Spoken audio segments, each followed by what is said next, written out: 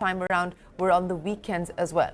Now, the Supreme Court has rejected Jagan Reddy-led YSR Congress plea challenging the Election Commission's circular on relaxing postal ballot norms in Andhra Pradesh. The YSR Congress had moved the Supreme Court this morning after the Andhra High Court dismissed their plea. Today, the apex court held that it sees no ground as to why they should interfere with the Election Commission's circular. Around 5 lakh votes were cast in Andhra Pradesh via postal ballots. Ashmit standing by with more. Ashmit, take us through the arguments made to the apex court and why the Supreme Court has chosen not to intervene. Well, even before the election results are announced, a bit of a setback coming in for Jagan Mohan Reddy's YSRCP.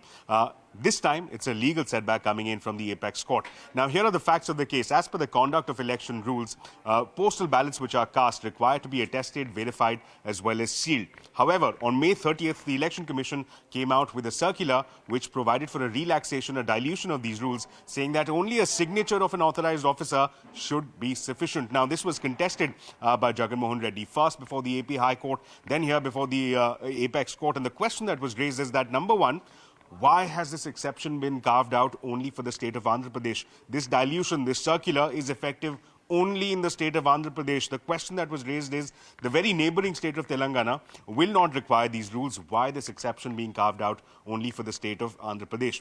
The second question that was raised is that why has this been done by the Election Commission bang in the middle of the elections on May 30th? There is no justification of that. If there was a requirement felt by the Election Commission for dilution of these rules, it could have been done much earlier. And finally, the third question that was raised is that in a number of cases, the entire fate of elections of various candidates have been decided by way of these postal ballots. Now, these were the arguments extended.